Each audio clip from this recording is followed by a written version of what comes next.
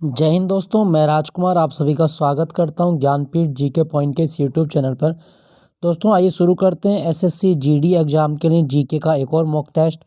दोस्तों ये जो मॉक टेस्ट है आपका, उसमें आपके मैंने प्रश्नों की संख्या बढ़ा दी है ताकि मैं आपको ज़्यादा से ज़्यादा प्रैक्टिस करा सकूं। तो चलिए कौन कौन से प्रश्न आज के मॉक टेस्ट में है उसको हम डिस्कस करते हैं। और दोस्तों आपसे एक रिक्वेस्ट है, अगर आपने चैनल को अभी तक सब्सक्राइब नहीं किया है तो सब्सक्राइब कर लीजिएगा। आने वाले टाइम में इस चैनल पे बहुत उत्कृष्ट लेवल के जो वीडियो रिएक्शन है वो अपलोड होंगे। और जैसे कि आपको पता है कि मेरा फेवरेट सब्जेक्ट मतलब जो मैं जिसका टीचर वो जीके और स्टैटिक मेरा बेस्ट सब्जेक्ट है, ये आप सभी जानते हैं। और साथ साथ मैं कोशिश करूँगा कि मैं जल्दी एक बड़ा सेटअप लगाऊँ और ताकि मैं मतलब विद फेस पढ़ाऊँ। थोड़ा अभी थोड़ा जॉइनिंग की वजह से मैंने सेटअप नहीं लगाया है घर पे, लेकिन मैं सोच रहा हूँ कि जॉइनिंग के बाद ही अपना सेटअप लगाऊँ पूरा और आपको बहुत उत्कृष्ट लेवल का जीके जो जैसे मेरी ऑफलाइन क्लास चलती है उस तरह का मैं आपको तैयारी कराऊँ। तो चलिए देखते हैं फिर कौन कौन से प्रश्न आपके संभावित हैं जो कल के एग्जाम में आपको पूछे जा सकते हैं। दोस्तों पहला प्रश्न क्या कहा गया है, वह मौर्य शासक कौन था जिसने शिलालेखों के माध्यम से लोगों तक अपना संदेश फैलाने का प्रयास किया था। दोस्तों मौर्य वंश के उस राजा का नाम बताइए जिसने शिलालेखों के माध्यम से जनता तक अपनी बात को पहुंचाया। तो दोस्तों वो कौन था, आपका मौर्य सम्राट अशोक। मौर्य सम्राट अशोक ये एक ऐसा राजा था जिसे भारत में शिलालेखों का जनक माना गया है, तो ये भी आप याद रखिएगा। दोस्तों अशोक जो है दोस्तों ये किसके बाद गद्दी पर बैठते हैं, तो देखो सबसे पहले मौर्य वंश की गद्दी पर बैठे थे चंद्रगुप्त मौर्य। चंद्रगुप्त मौर्य चंद्रगुप्त मौर्य के बाद जो गद्दी पर बैठते थे वो बैठते हैं आपके बिंदुसार। बिंदुसार के बाद जो गद्दी पर बैठा है वो उनका बेटा अशोक बैठा था। तो सम्राट अशोक बड़ा प्रतापी राजा हुआ और इस बहुत ज़्यादा ख्याति प्राप्त की अपने कार्यकाल के दौरान। अशोक के बाद जो गद्दी पर बैठा मुगल साम्राज्य मौर्य साम्राज्य की, वो था आपका कुणाल। तो पहले चंद्रगुप्त मौर्य, फिर बिंदुसार, फिर अशोक, फिर कुणाल। 4 क्रम तो आपको कम से कम याद रखना है, ठीक है दोस्तों। हम बात करें दोस्तों अशोक के बारे में, अशोक का एक उपनाम भी है, इसे देवानाम प्रियदर्शी भी कहा गया है।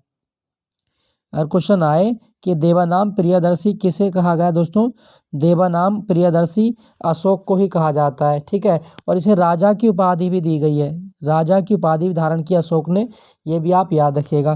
क्लियर दोस्तों। अशोक की राजधानी क्या थी, अशोक ने अपनी राजधानी बनाई थी पाटलिपुत्र।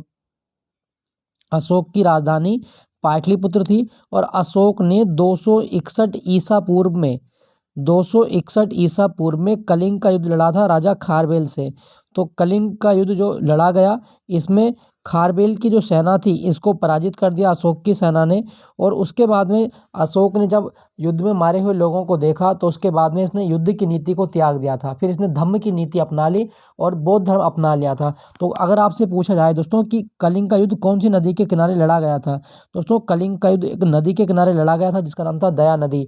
तो दया नदी के किनारे कलिंग का युद्ध लड़ा गया था 261 ईसा पूर्व में, और ये खारवेल के साथ हुआ था, अशोक का युद्ध था, ठीक है। और दोस्तों अगर आपसे पूछा जाए कि कलिंग युद्ध का वर्णन अशोक के कौन से शिलालेख में है, तो वो आपका 13वां शिलालेख है।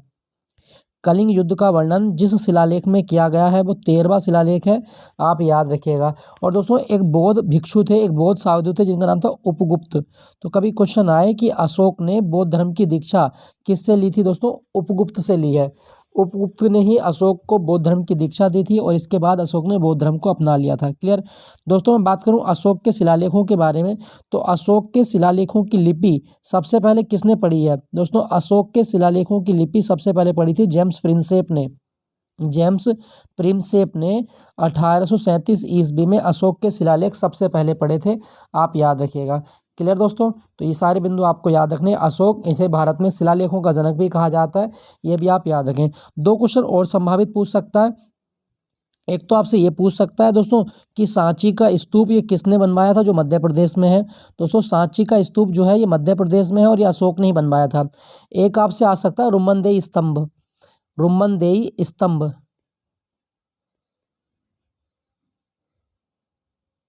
दोस्तों रुम्मनदेही स्तंभ और सांची का स्तूप। रुम्मनदेही स्तंभ कहाँ पर है दोस्तों, रुम्मनदेही जो स्तूप बनवाया गया है ये आपका लुम्बिनी में है, लुम्बिनी नेपाल में है आपकी। तो ये आप याद रखना, सांची का स्तूप और रुम्मनदेही स्तंभ ये अशोक के टाइम में ही बनवाया गया, अशोक के द्वारा। क्लियर हुआ दोस्तों। चलिए अगले प्रश्न की ओर। अगला कौन सा प्रश्न आपके इस सेट में शामिल किया गया है, दोस्तों क्वेश्चन है कि जनसंख्या वृद्धि से क्या तात्पर्य है। दोस्तों जनसंख्या वृद्धि का मतलब होता है जन्म दर और मृत्यु दर का अंतर। जन्म दर और मृत्यु दर का अंतर जो होता है वो जनसंख्या वृद्धि होता है। याद रखिएगा दोस्तों, क्वेश्चन आ सकता है ऐसे ऐसे क्वेश्चन बन जाते हैं कभी कभी, फैक्चुअल क्वेश्चन है। तो जनसंख्या वृद्धि दर क्या होती है कि जन्म दर और मृत्यु दर के बीच का अंतर। क्लियर दोस्तों। दोस्तों मैं आपको अगर बताऊं, जैसे आपसे पूछा जाए कि डेमोग्राफी क्या होता है, तो डेमोग्राफी आप याद रखिएगा दोस्तों, जनसंख्या का अध्ययन डेमोग्राफी कहलाता है। जनसंख्या का अध्ययन डेमोग्राफी कहलाता है, ये आप याद रखिएगा। और विश्व जनसंख्या दिवस कब होता है दोस्तों? विश्व जनसंख्या दिवस हर साल हम मनाते हैं 11 जुलाई को। तो विश्व जनसंख्या दिवस 11 जुलाई को मनाया जाता है, ये भी आप याद रखिएगा। क्लियर हो दोस्तों। चलिए अगले प्रश्न की ओर चलते हैं। नेक्स्ट प्रश्न दोस्तों, बहदीन खलम उत्सव किस राज्य में मूल रूप से मनाया जाता है? दोस्तों बहदीन खलम जो उत्सव है ये किस राज्य में मूल रूप से मनाया जाता है? सही जवाब होगा दोस्तों मतलब मेघालय। मेघालय में बहदीन खलम उत्सव मनाया जाता है। एक फसल उत्सव है, ये भी आप याद रखिएगा। दोस्तों मेघालय की स्थापना कब हुई थी? तो मेघालय बना है दोस्तों 21 जनवरी 1972 को। तो ये भी आप याद रखिएगा कि मेघालय की स्थापना कब की गई है? 21 जनवरी 1972 को मेघालय की स्थापना की गई है। क्लियर दोस्तों। दोस्तों मेघालय का ना एक डांस याद रखिएगा, ये डांस काफ़ी इंपॉर्टेंट है, आपके एग्जाम में आ सकता है। लाहो। लाहो कहाँ का डांस है? तो मेघालय का डांस है लाहो। और मेघालय को आप और क्या बोलते हैं दोस्तों? मेघालय को हम बोलते हैं बादलों का घर। मेघ मतलब बादल और आलय मतलब घर, बादलों का घर। अच्छा दोस्तों आपसे पूछेगा कि भारत के किस राज्य में गारो, खासी और जयंतिया, गारो, खासी और जयंतिया पहाड़ियाँ हैं। ये 3 पहाड़ियाँ भी हैं और ये 3 जनजातियाँ भी हैं। तो गारो, खासी, जयंतिया पहाड़ी आपकी मेघालय में है। और आपको इसी क्रम में याद रखना है, मतलब पश्चिम से पूरब का क्रम है ये आपका। ये पश्चिम है आपका, ये आपका और पूरब, ये और पूरब। तो ये पश्चिम से पूरब का क्रम है, गारो, खासी, जयंतिया। दोस्तों ये जो खासी पहाड़ी है ना, यहीं पर आपको शिलोंग मिलेगा। क्वेश्चन कभी आए कि मेघालय की राजधानी शिलोंग कौन सी मतलब पहाड़ी पर आती है, तो वो है आपका पूर्वी खासी। ठीक है, पूर्वी खासी भाग में आता है, ये भी आप याद रखिएगा। और खासी में ही आपको मिलेगा मौसिन राम। भारत में सबसे ज़्यादा जो वर्षा होती है वो मौसिन राम में ही होती है, ये भी आप याद रखना। ठीक है।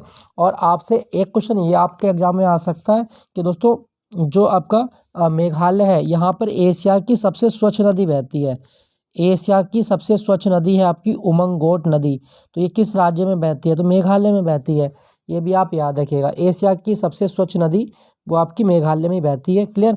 नेक्स्ट प्रश्न की ओर चलेंगे फिर। दोस्तों मेघालय का एक त्यौहार मैं आपको और बता देता हूँ, ये काफ़ी इंपॉर्टेंट है, पूछ सकता है आपके एग्जाम में। वांगाला उत्सव। वांगला उत्सव, इसे 100 ढोलों का त्यौहार भी कहा जाता है। 100 ढोल का त्यौहार वांगला उत्सव को कहा जाता है। और बांग्ला उत्सव के साथ साथ आपको याद रखना है कि जो बांग्ला उत्सव है इसको गारो जनजाति मनाती है। ठीक है। तो बहदीन खलम उत्सव ये मेघालय का। क्या कोई और त्यौहार आपको याद रखना है? हाँ, मेघालय का एक त्यौहार आप और याद रखना, वो है आपका साद सुक मीम। साद सुक मीम, ये भी आप याद रखना। और एक त्यौहार कौन सा? Nongkrem. Nongkrem dance festival. तो नोंग क्रेम उत्सव कहाँ होता है? ये भी आपका मेघालय में होता है। क्लियर है दोस्तों। तो ये सारे आपको याद रखने हैं। नेक्स्ट प्रश्न की ओर चलते हैं। मांच किस राज्य की नृत्य शैली है? दोस्तों मांच नृत्य शैली है मध्य प्रदेश की। मध्य प्रदेश की नृत्य शैली है मांच। इसके साथ साथ आपको याद रखनी है, मध्य प्रदेश में एक है आपका फूल पाती, ये बहुत आता है एग्जाम में। फूल पाती डांस कहाँ का है? मध्य प्रदेश का। एक आपको गिरदा याद रखना है, गिरदा। गिरदा कहाँ का है? तो मध्य प्रदेश का गिरदा है। और ये एक है आपका जवारा। जवारा ये डांस भी कहाँ का? आपका मध्य प्रदेश का। तो फूलपाती, मांच, गिरदा, जवारा मध्य प्रदेश के लोक नृत्य है। ठीक है दोस्तों। दोस्तों क्या कोई मध्य प्रदेश का त्योहार है जो आपसे पूछा जा सकता है? हाँ, मांडू महोत्सव पूछा जा सकता है। मांडू महोत्सव, ये क्वेश्चन आ सकता है आपके एग्जाम में, तो आप याद रखिएगा। और एक आपको याद रखना खजुराहो, खजुराहो महोत्सव। खजुराहो महोत्सव कहाँ मनाया जाता है? दोस्तों खजुराहो महोत्सव आपका मध्य प्रदेश में मनाया जाता है। क्लियर हुआ। तो ये भी आपको याद रखना है। ठीक। इसका राज्यपाल कौन है? दोस्तों इसके राज्यपाल हैं मंगू भाई छगन भाई पटेल। तो कभी क्वेश्चन आए कि मंगू भाई छगन भाई पटेल, छगन भाई पटेल ये किस राज्य के राज्यपाल हैं? तो ये मध्य प्रदेश के राज्यपाल हैं। छगन भाई पटेल मध्य प्रदेश के राज्यपाल हैं। सीएम कौन है यहाँ का, तो वो है आपके शिवराज सिंह चौहान। बीजेपी की सरकार है और बीजेपी कब बनी थी दोस्तों, बीजेपी बनी थी 6 अप्रैल 1980 को। ये क्वेश्चन बहुत आता है आजकल एग्जाम में। तो 6 अप्रैल 1980 को बनी थी बीजेपी, ये भी आप याद रखिएगा, 6 अप्रैल 1980। तो मध्य प्रदेश की नृत्य शैली है मांच। दोस्तों क्या आपको पता है कि भारत में नर्मदा नदी का उद्गम किस राज्य से होता है, तो आप याद रखना दोस्तों, नर्मदा नदी का उद्गम जो होता है ये अमरकंटक से होता है, अमरकंटक से। और अमरकंटक जो जगह है ये मध्य प्रदेश में आती है। ठीक है, भारत में सबसे ज़्यादा वन क्षेत्र किसका है, तो सर्वाधिक वन क्षेत्रफल वाला राज्य मध्य प्रदेश ही है, ये भी आप याद रखिएगा। और मध्य प्रदेश जो है ना, इससे एक क्वेश्चन ये पूछ सकता है कि भारत में पहला राज्य कौन सा था जिसने हिंदी में एमबीबीएस की पढ़ाई शुरू की है, तो हिंदी माध्यम में एमबीबीएस का पाठ्यक्रम शुरू करने वाला भारत का पहला राज्य है मध्य प्रदेश बना है। नेक्स्ट प्रश्न की ओर चलते हैं।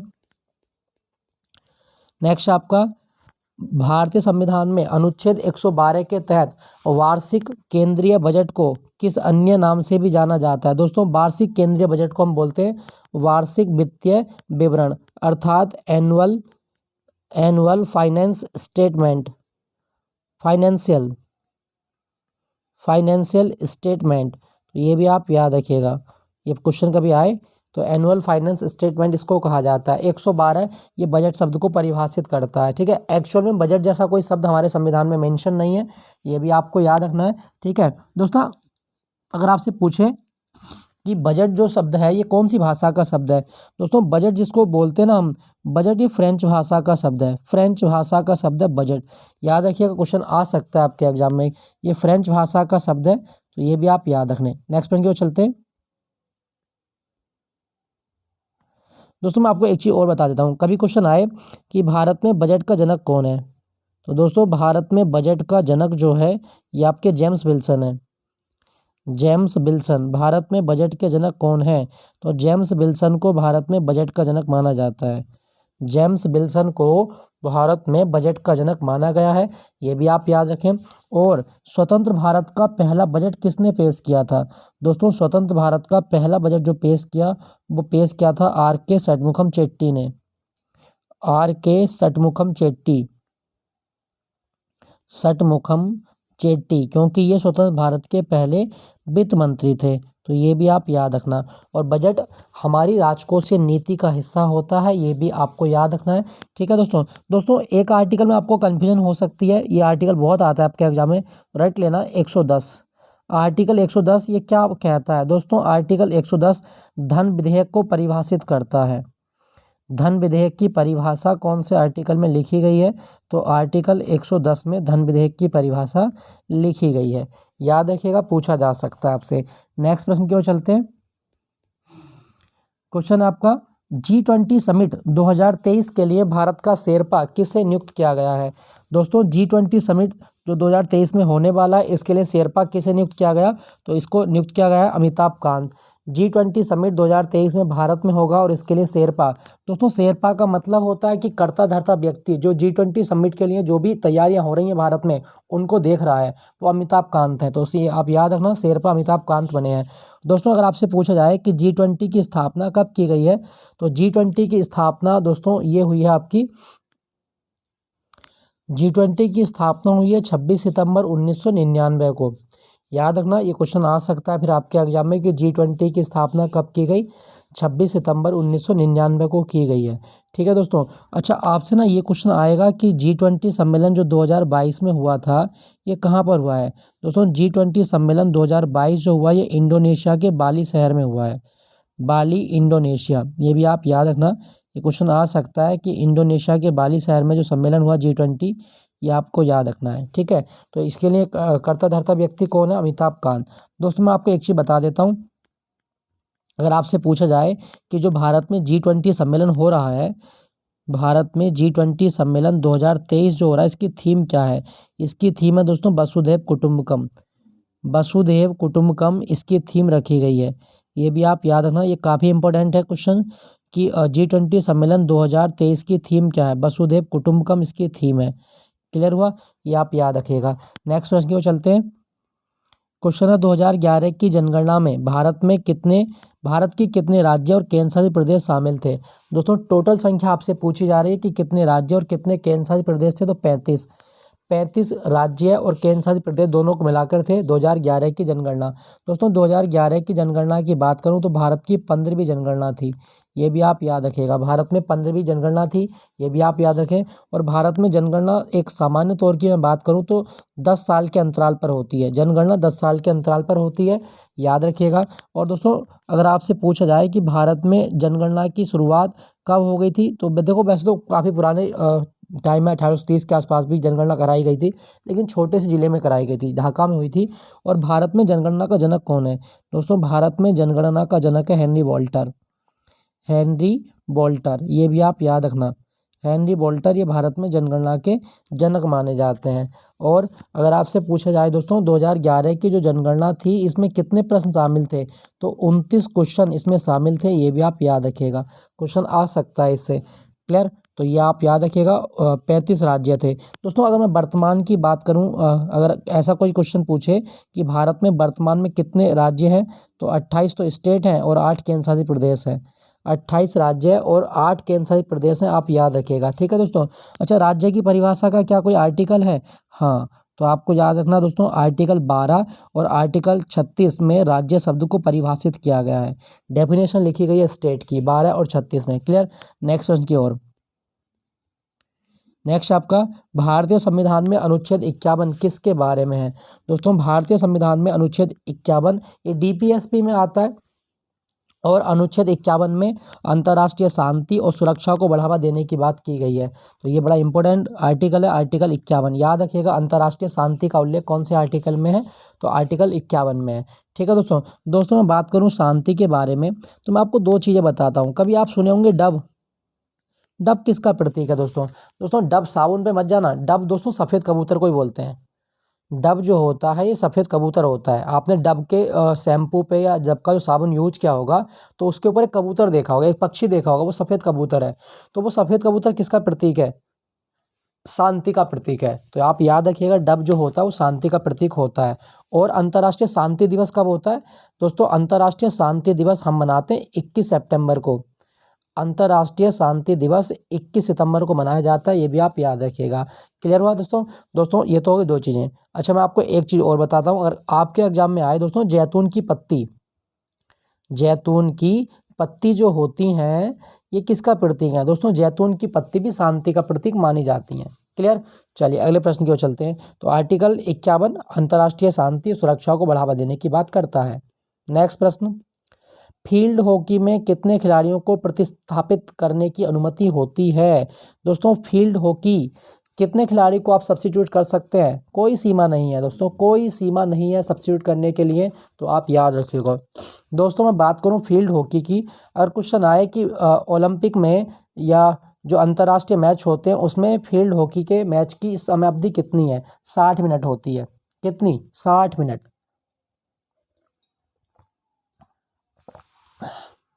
याद रखिएगा दोस्तों। क्या हॉकी भारत का राष्ट्रीय खेल है? क्या हॉकी भारत का राष्ट्रीय खेल है? नहीं, हॉकी भारत का राष्ट्रीय खेल नहीं है। याद रखना, क्वेश्चन आए आपको। अच्छा आप एक क्वेश्चन रट लेना, मैं कई बार आपको क्लास में बता चुका हूँ। भारतीय हॉकी संघ की स्थापना कब की गई है? दोस्तों भारतीय हॉकी संघ कब बना है? तो भारतीय हॉकी संघ 1925 में बना है। और इसके अध्यक्ष अभी नए बने थे दलीप तर्की। दलीप तर्की ये हॉकी संघ के अध्यक्ष बनाए गए हैं भारत में। याद रखना दोस्तों, ये क्वेश्चन आ सकता है आपके एग्जाम में कि भारतीय हॉकी संघ 1925 में बना है। क्लियर? ये आप याद रखिएगा। हॉकी में से कितने खिलाड़ी होते हैं? टोटल 11 खिलाड़ी होते हैं। हॉकी, फुटबॉल और क्रिकेट में खिलाड़ियों की संख्या 11 होती है, याद रखिएगा। नेक्स्ट प्रश्न की ओर चलते हैं। किस गुप्त शासक ने कविराज की उपाधि धारण की थी? दोस्तों कविराज की उपाधि धारण करने वाला गुप्त शासक है समुद्रगुप्त। समुद्रगुप्त, इसे और क्या उपाधि मिली है दोस्तों? एक इतिहासकार है B.A. स्मिथ, बिसेंट स्मिथ इनका नाम है, B.A. स्मिथ। इन्होंने समुद्रगुप्त को भारत का नेपोलियन कहा है। भारत का नेपोलियन किसे कहा गया है? दोस्तों भारत का नेपोलियन समुद्रगुप्त को कहा गया है। ये भी आप याद रखिएगा। भारत का नेपोलियन समुद्रगुप्त को कहा गया, ये भी आप याद रखें। और समुद्रगुप्त को अपने सिक्कों पर वीणा बजाते हुए भी दिखाया गया है, ये भी आप याद रखना कि कौन सा गुप्त शासक है जिसे उसके सिक्कों पर वीणा वादन करते दिखाया गया है, तो समुद्रगुप्त। और दोस्तों इसका दरबारी कवि कौन है? इसका दरबारी कवि है आपका हरिसेन। हरिसेन ये बहुत इंपॉर्टेंट है, इसके दरबारी कवि हैं हरिसेन। और हरिसेन ने लिखी है प्रयाग प्रशस्ति। प्रयाग प्रशस्ति किसने लिखा है? दोस्तों हरिसेन के द्वारा प्रयाग प्रशस्ति लिखा गया है। क्लियर। नेक्स्ट प्रश्न की ओर चलते हैं। तो कविराज की उपाधि समुद्रगुप्त ने धारण की है। नेक्स्ट प्रश्न है आपका, वर्ष 2022 में किस राज्य में सोखुबी नाम का नया रेलवे स्टेशन 100 सालों के बाद बनाया गया है? दोस्तों दूसरा रेलवे स्टेशन है और 100 सालों के बाद बना है। ये कौन सा राज्य है दोस्तों? नागालैंड। नागालैंड में 100 सालों के बाद एक रेलवे स्टेशन बनाया गया है जिसका नाम है सोखुबी। दोस्तों क्या आपको पता है कि नागालैंड की स्थापना कब हुई है? नागालैंड भारत का 16वां राज्य बना था। 1 दिसंबर 1963 को नागालैंड भारत का 16वां राज्य बना, ये आप याद रखिएगा। ठीक है दोस्तों। और नागालैंड को हम क्या बोलते हैं दोस्तों? नागालैंड को कहा जाता है the falcon capital of the world. The falcon capital of the world किस राज्य को कहा गया है? The falcon capital of the world. याद रखिएगा, क्वेश्चन आ सकता है कि falcon capital of the world किसे कहा गया? तो नागालैंड को falcon capital of the world कहा गया है। स्थापना याद हो गई। अच्छा, एक क्वेश्चन ये आ सकता है कि द लैंड ऑफ वॉरियर, योद्धाओं की भूमि किसे कहा जाता है? दोस्तों द लैंड ऑफ वॉरियर यानी कि योद्धाओं की भूमि भी किसे कहा गया है? योद्धाओं की भूमि भी नागालैंड को कहा जाता है। क्लियर हो गया दोस्तों। चलिए, अच्छा मैं आपको एक चीज़ और बता देता हूँ, नागालैंड में क्या कोई नेशनल पार्क है? हाँ, इंटांकी। इंटांकी नेशनल पार्क किस राज्य में है? तो नागालैंड में इंटांकी नेशनल पार्क। बहुत इंपॉर्टेंट है, पूछा जाता है, याद रखिएगा। और नागालैंड में एक त्यौहार होता है जिसका नाम है हॉर्नबिल। कितने दिन तक मनाया जाता है हॉर्नबिल? तो दोस्तों हॉर्नबिल त्यौहार 10 दिन तक होता है। 1 दिसंबर से लेकर 10 दिसंबर तक मनाते हैं इसको। ठीक है, 10 दिसंबर तक मनाया जाता है, ये भी आप याद रखें। नेक्स्ट पॉइंट की ओर चलते हैं। अच्छा, भारत के रेल मंत्री याद रखना अश्वनी वैष्णव। अगर क्वेश्चन आए कि भारत के रेल मंत्री कौन है तो अश्वनी वैष्णव है। नेक्स्ट प्रश्न, हाल ही में भारत का पहला संविधान साक्षर जिला कौन सा बना है? दोस्तों भारत का पहला संविधान साक्षर जिला बना है आपका कोल्लम। कोल्लम भारत का पहला संविधान साक्षर जिला बना और ये केरल में है। ठीक है दोस्तों, केरल में। मैं दोस्तों बात करूं केरल की तो इसके ना त्योहार बता देता हूं 3-4। जैसे आपसे पूछा जाए कि विशु, विशु किस राज्य का नया साल है? दोस्तों केरल का नया साल विशु कहलाता है, विशु। एक आपसे पूछेगा ओणम, 10 दिन तक मनाया जाता है ओणम। तो ओणम जो है ये आपका त्योहार है आपका, ये भी आप याद रखिएगा। और दोस्तों एक आपसे पूछा जा सकता है त्रिशूर पूरम, त्रिशूर पूरम त्योहार कहाँ का है? तो त्रिशूर पूरम त्योहार भी आपका केरल का है। और एक और याद रखना मकर बिलक्कू, मकर बिलक्कू। तो मकर बिलक्कू त्योहार भी कहाँ का? आपका केरल का है। ठीक है दोस्तों। तो विशु नया साल केरल का होता है। और केरल की राजभाषा क्या है दोस्तों? केरल की राजभाषा मलयालम। केरल की राजभाषा क्या है दोस्तों? केरल की राजभाषा मलयालम है। और अगर किसी भी डांस में आपको कली शब्द दिखाई दे, कली शब्द, तो समझ जाना कली वाले जो डांस होते हैं वो केरल के होते हैं। जैसे कथकली है, पुली कली है, मरगम कली है, कैकोटिट कली है, परिचा कली है। बहुत सारे आपको डांस मिलेंगे कली वाले, कोल कली भी है आपका। तो कली वाले सारे डांस केरल के होते हैं। क्लियर। अच्छा दोस्तों, केरल के ऐसे 2-3 में डांस बता देता हूँ जो आपसे पूछना है। मुडियट्टू बहुत आता है एग्जाम में। मुडियट्टू, मुडियट्टू कहाँ का डांस है? केरल का डांस है। थय्यम, थय्यम कहाँ का डांस है? केरल का ही डांस है थय्यम। थुलाल, थुलाल को गरीबों की कथकली कहा जाता है, थुलाल यहीं का डांस है। अलेल्ला कराड़ी कहाँ का डांस है? दोस्तों अलेल्ला कराड़ी जो है ये भी आपका केरल का डांस है, अलेल्ला कराड़ी। ठीक है दोस्तों, तो ये सारे आप डांस याद रखिएगा। बाकी कली वाले आपको याद है, एक मोहिनी अट्टम भी याद रखिएगा। ठीक है दोस्तों। दोस्तों मैं बात करूं केरल के बारे में, अगर क्वेश्चन आए कि भारत में सबसे ज़्यादा रबर जो कहाँ होती है, प्राकृतिक रबर केरल में। और मोनाजाइट एक अयस्क होता है थोरियम का, मोनाजाइट के भंडार कहाँ मिलते हैं? तो केरल में मिलते हैं दोस्तों। और भारत में सबसे ज़्यादा मसाले कहाँ होते हैं? दोस्तों भारत में सबसे ज़्यादा मसाले जो होते हैं वो केरल में होते हैं। ये भी आप याद रखें। मसालों का बगीचा बोलते हैं केरल को। सबसे ज़्यादा साक्षरता दर किस राज्य की है, तो केरल की है। और सबसे ज़्यादा लिंग अनुपात किसका है, सबसे ज़्यादा लिंग अनुपात भी केरल का है, ये भी आप याद रखना। सबसे ज़्यादा लिंग अनुपात जो है केरल का है। क्लियर। नेक्स्ट प्रश्न की ओर चलते हैं। और दोस्तों केरल में ना एक शहर आपका कोचीन, ये क्वेश्चन बहुत आता है एग्जाम में। कोचीन, कोचीन को अरब सागर की रानी कहा जाता है। अरब सागर की रानी किसे कहा गया, दोस्तों कोचीन को अरब सागर की रानी कहा जाता है। क्लियर हो गया। तो ये सारे बिंदु आपको याद रखने, रट लेना जो भी मैंने बताए हैं। तो भारत का पहला संविधान साक्षर जिला कोल्लम है। नेक्स्ट प्रश्न, वेदांतम सत्यनारायण शर्मा कौन से शास्त्रीय नृत्य से संबंधित है, दोस्तों यहाँ नृत्य हो गया, ये नृत्य है एक्चुअल में, यहाँ इस पर मत जाइएगा, ये नृत्य आपका। तो कौन सा शास्त्रीय नृत्य करते हैं वेदांतम सत्यनारायण शर्मा, सही जवाब होगा दोस्तों कुचिपुड़ी। कुचिपुड़ी नृत्य करते हैं, ये आप याद रखिएगा दोस्तों। और कुचिपुड़ी नृत्य की उत्पत्ति किस राज्य से हुई है, तो आंध्र प्रदेश से। दोस्तों आंध्र प्रदेश में एक जिला है कृष्णा जिला, आंध्र प्रदेश में कृष्णा जिला है। और कृष्णा जिले में एक गांव है कुचिपुड़ी, तो कुचिपुड़ी गांव से कुचिपुड़ी नृत्य की उत्पत्ति हुई है, ये आप याद रखिएगा। ठीक है दोस्तों। तो आंध्र प्रदेश से कुचिपुड़ी नृत्य की उत्पत्ति हुई है और ये मंदिरों में होता है एक्चुअल में, पहले मंदिरों में होता था, अब ये क्लासिकल बन चुका है। ठीक है। और कुचिपुड़ी का प्रवर्तक कौन है, सिद्धेंद्र नाथ योगी। क्वेश्चन आए कभी आपके एग्जाम में कि कुचिपुड़ी का प्रवर्तक कौन है, सिद्धेंद्र नाथ योगी कुचिपुड़ी के प्रवर्तक माने जाते हैं। ठीक है दोस्तों। आपको चलो एक तुक्का मारने वाली ट्रिक बताता हूँ, देखो। पद्मजा रेड्डी, पद्मजा रेड्डी, भावना रेड्डी, भावना रेड्डी, राधा रेड्डी, राधा रेड्डी, यामिनी रेड्डी, यामिनी रेड्डी, कौशल्या रेड्डी, कौशल्या रेड्डी। मतलब समझ रहे हो दोस्तों, समझ रहे हो ना, समझ रहे हो, नहीं समझ रहे, मतलब समझिएगा। रेड्डी रेड्डी रेड्डी रेड्डी रेड्डी, रेड्डी वाला अगर कोई कलाकार है और वो आपसे क्लासिकल डांस के फॉर्म में पूछ रहा है कि कौन सा नृत्य करता है, समझ जाइएगा कुचिपुड़ी करता है। तुक्का मारने का तरीका है कि अगर किसी भी कलाकार के नाम में आपको रेड्डी शब्द दिखाई दे तो 99.9% चांस ये है कि वो कुचिपुड़ी डांस करता है। याद रखना दोस्तों इसके बारे में।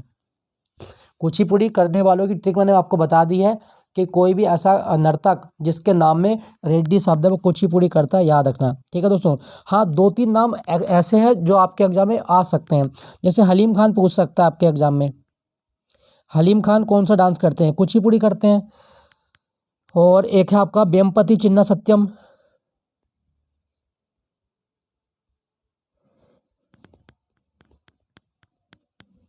वेम्पति चिन्ना सत्यम, तो ये भी आप याद रखिएगा। तो वेदांतम सत्यनारायण शर्मा कुचिपुड़ी करते हैं। नेक्स्ट प्रश्न की ओर चलते हैं।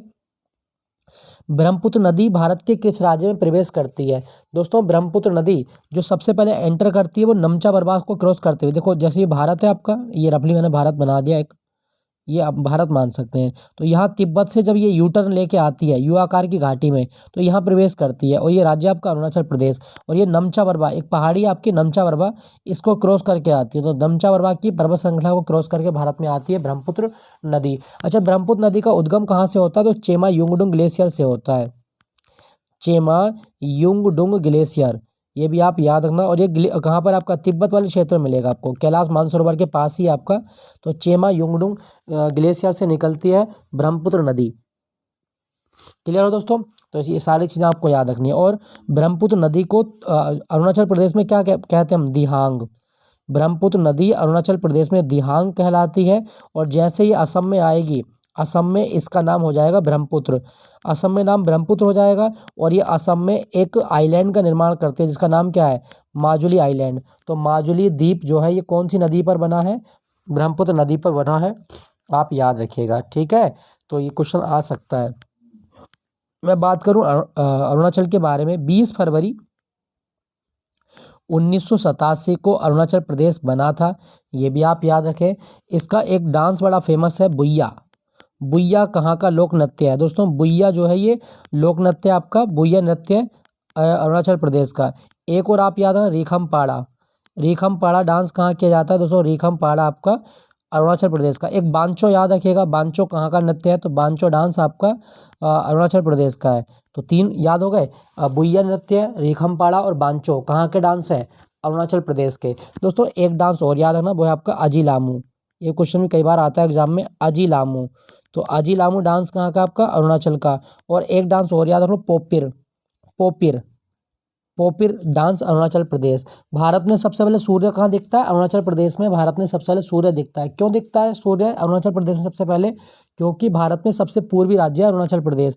याद रखना, स्थापना जरूर याद रखना 1987 में हुई थी। नेक्स्ट प्रश्न, पाक जलडमरू मध्य भारत और किस देश के बीच स्थित है। दोस्तों पाक जलडमरू मध्य भारत और श्रीलंका के बीच स्थित है। ठीक है दोस्तों। दोस्तों श्रीलंका की राजभाषा क्या है, श्रीलंका की राजभाषा है आपकी सिंगली। तो सिंगली भाषा कहाँ की है, सिंगली भाषा आपकी ये श्रीलंका की है, ये है आपका है। ठीक है, सिंगली श्रीलंका की भाषा। क्या श्रीलंका की राजधानी आपको पता है, श्री जयवर्धनेपुरम कोट्टे। श्री जयवर्धनेपुरम कोट्टे, ये भी आप याद रखना, श्री जयवर्धनेपुरम कोट्टे ये श्रीलंका की राजधानी है। क्लियर। और आपको बता देता हूँ दोस्तों, श्रीलंका जो है ये बौद्ध धर्म को मानता है, और बौद्ध धर्म के जो शाखा यहाँ पे वो थेरवाद शाखा मिलेगी। तो कभी क्वेश्चन आए कि श्रीलंका में बौद्ध धर्म की कौन सी शाखा के लोग हैं, तो वो है आपकी थेरवाद शाखा। और श्रीलंका की सबसे लंबी नदी कौन सी है, दोस्तों श्रीलंका की सबसे लंबी नदी है महावेली गंगा। महावेली गंगा श्रीलंका की सबसे लंबी नदी है।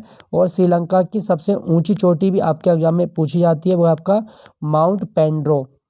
माउंट पेंड्रो श्रीलंका की सबसे ऊंची चोटी का नाम है, ये भी आप याद रखिएगा। क्लियर। तो भारत और श्रीलंका के बीच है पाक जलडमरू मध्य है।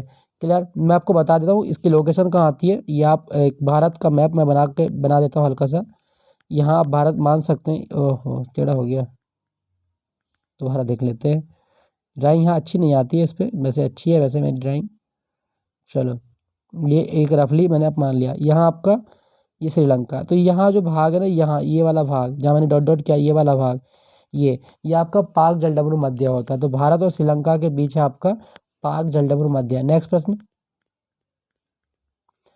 अदिति अशोक का संबंध किस खेल से है। दोस्तों अदिति अशोक का संबंध है गोल्फ से, गोल्फ से संबंधित है, आप याद रखें। अच्छा गोल्फ का मैदान क्या कहलाता है, कोर्स। गोल्फ का मैदान कोर्स कहलाता है। नेक्स्ट प्रश्न, गुलबर्गा का किला किस राज्य में है। दोस्तों गुलबर्गा का किला कर्नाटक में है। गुलबर्गा का किला कर्नाटक में है, आप याद रखिएगा दोस्तों। दोस्तों मैं कर्नाटक के ना 2-3 डांस बता देता हूँ जो आपके एग्जाम में आ जाएं। जैसे ढोलू कुनीता बहुत आता है एग्जाम में, ढोलू कुनीता कहाँ का डांस है, कर्नाटक का। यक्षगान बहुत पूछता है एग्जाम में, यक्षगान। बीरागासे बहुत आता है एग्जाम में, बीरागासे। तो बीरागासे डांस भी आपका कर्नाटक का है। कुर्ग, कुर्ग डांस बहुत आता है एग्जाम में। बायलता बहुत आता है एग्जाम में, बायलता। तो ये भी आप याद रखने, बायलता डांस कर्नाटक का है। और एक भूता कोला, तो भूता डांस भी आपका कहाँ का है, आपका वो है आपका कर्नाटक का। तो कर्नाटक में ही स्थित आपका गुलबर्गा का किला, ये भी आपको याद रखना है। ठीक है। और कर्नाटक जो है ना, इसके बारे में एक इसका खेल याद है ना, कम्बाला, कम्बाला खेल। तो कम्बाला खेल दोस्तों ये जो होता है ये कहाँ होता है आपका, ये कर्नाटक में होता है। और ये भैंसा दौड़ होती है, कम्बाला एक प्रकार की भैंसा दौड़ है, याद रखिएगा इसके बारे में। तो गुलबर्गा का किला कर्नाटक में। नेक्स्ट प्रश्न, मोत्सु उत्सव किस राज्य में मूल रूप से मनाया जाता है। दोस्तों मोत्सु उत्सव नागालैंड में होता है, नागालैंड का त्यौहार है मोत्सु। एक और त्यौहार याद रखिएगा नागालैंड का, वो है एहोलिंग। तो एहोलिंग फेस्टिवल कहाँ होता है आपका, नागालैंड में होता है। नेक्स्ट प्रश्न, मुस्लिम लीग ने प्रत्यक्ष कार्यवाही दिवस कब मनाया था। दोस्तों 16 अगस्त 1946 को डायरेक्ट एक्शन डे मनाया गया था मुस्लिम लीग के द्वारा, ये भी आप याद रखिएगा। क्वेश्चन कभी आए कि मुस्लिम लीग कब बनी है। दोस्तों मुस्लिम लीग बनी थी 1906 में ढाका में, ढाका में। और इसके पहले अध्यक्ष कौन थे मुस्लिम लीग के, तो वो है आपके आगा खां, आगा खां। ये भी आपके मुस्लिम लीग के पहले अध्यक्ष थे। क्लियर। चलिए अगले प्रश्न को, डायरेक्ट एक्शन डे 16 अगस्त 1946। नेक्स्ट प्रश्न, फुटबॉल मैच की अवधि कितनी होती है। दोस्तों फुटबॉल मैच की अवधि होती है आपकी 90 मिनट। फुटबॉल मैच की अवधि 90 मिनट होती है। और फुटबॉल की एक टीम में कितने प्लेयर होते हैं, 11 खिलाड़ी होते हैं। फुटबॉल की एक टीम में 11 खिलाड़ी होते हैं, याद रखना 90 मिनट। और एक्स्ट्रा टाइम कितना होता है, 30 मिनट। एक्स्ट्रा टाइम अगर आपसे पूछे कि एक्स्ट्रा टाइम कितना होता है, तो 30 मिनट का एक्स्ट्रा टाइम होता है, ये भी आप याद रखना। नेक्स्ट प्रश्न, द अनहैप्पी इंडिया पुस्तक के लेखक कौन है? दोस्तों द अनहैप्पी इंडिया लिखी है लाला लाजपत राय ने। इनको पंजाब का शेर कहा जाता है। पंजाब केसरी की उपाधि किसे दी गई है? तो लाला लाजपत राय को दी गई है। नेक्स्ट प्रश्न, भारत की संविधान सभा के पहले अध्यक्ष कौन थे? दोस्तों सच्चिदानंद सिन्हा 9 दिसंबर 1946 को भारतीय संविधान सभा के पहले अध्यक्ष बने थे और ये अस्थायी थे। ये भी आप याद रखना। इन्होंने ना अस्थायी पूछा है ना स्थायी पूछा, बस अध्यक्ष बता। तो पहले अध्यक्ष आपके सच्चिदानंद सिन्हा थे 9 दिसंबर 1946 को। संविधान सभा कौन से मिशन के तहत बनी है? दोस्तों संविधान सभा कैबिनेट मिशन के तहत बनी है। संविधान सभा कैबिनेट मिशन के तहत बनाई गई है, ये आप याद रखना। कैबिनेट मिशन के तहत बनाई गई है संविधान सभा, याद रखिएगा, क्वेश्चन आ सकता है। क्लियर हुआ? चलिए अगले प्रश्न की ओर। तो दोस्तों अच्छा लास्ट प्रश्न है आपका, वैध मुद्रा क्या होती है? फिएट करेंसी क्या होती है? दोस्तों एक ऐसी मुद्रा जो सरकार के द्वारा चलाई जाती है, वह मुद्रा जिसमें सिक्का और बैंक नोट दोनों शामिल हैं, जो कानूनी रूप से कर्ज अथवा देयता के बदले दी जा सकती है। तो वैध मुद्रा जो होती है, इसमें आपके सिक्के भी आते हैं और इसमें आपके बैंक नोट भी आते हैं। ठीक है, कोई आपसे सिक्का लेने को मना करे तो आप उस पर कानूनी कार्रवाई भी कर सकते हैं। ये वैध मुद्रा होती है। और मुद्रा मतलब विनिमय का काम किसका? भारत में आरबीआई का काम है। मुद्रा छापने का काम आरबीआई का होता है। नेक्स्ट प्रश्न है आपका, कौन सी पंचवर्षीय योजना नेहरू महालनोबिस मॉडल पर आधारित थी? दोस्तों दूसरी पंचवर्षीय योजना जो 1956 से 1961 से चली थी, ये नेहरू महालनोबिस मॉडल पर आधारित थी और इसमें भारी उद्योगों पर बल दिया गया है। हैवी इंडस्ट्री पर इसमें मतलब जोर डाला गया था, ये भी आप याद रखिएगा। दोस्तों ये थे आज के मॉक टेस्ट। एक और प्रश्न है, अच्छा सितंबर 2021 में भारतीय वायुसेना के अध्यक्ष के रूप में किसे नियुक्त किया गया है? दोस्तों भारतीय वायुसेना का अध्यक्ष कौन बना? विवेक राम चौधरी ये भारतीय वायुसेना के अध्यक्ष बने हैं, ये आप याद रखिएगा। अच्छा सितंबर नहीं, यहाँ पे 2022 है आपका। ठीक है 22 में बना है आपका विवेक राम चौधरी। दोस्तों यहाँ पे ना एक लाइन आपको दिख रही होगी, नभः स्पर्शम दीप्तम, ये लाइन आपको दिख रही होगी। तो ये भारतीय वायुसेना का आदर्श वाक्य है, नभः स्पर्शम दीप्तम। और इंडियन एयरफोर्स डे कब होता है? इंडियन एयरफोर्स डे मनाया जाता है 8 अक्टूबर को, आप याद रखना 8 अक्टूबर। क्लियर? तो ये था दोस्तों आज का मॉक टेस्ट। आई होप ये सेशन आपको अच्छा लगा होगा। अच्छा लगे तो लाइक कीजिएगा। मिलता हूँ आपको अगले मॉक टेस्ट के साथ में, अगली क्लास के साथ में। Thank you for watching Gyanpeeth ji के पॉइंट।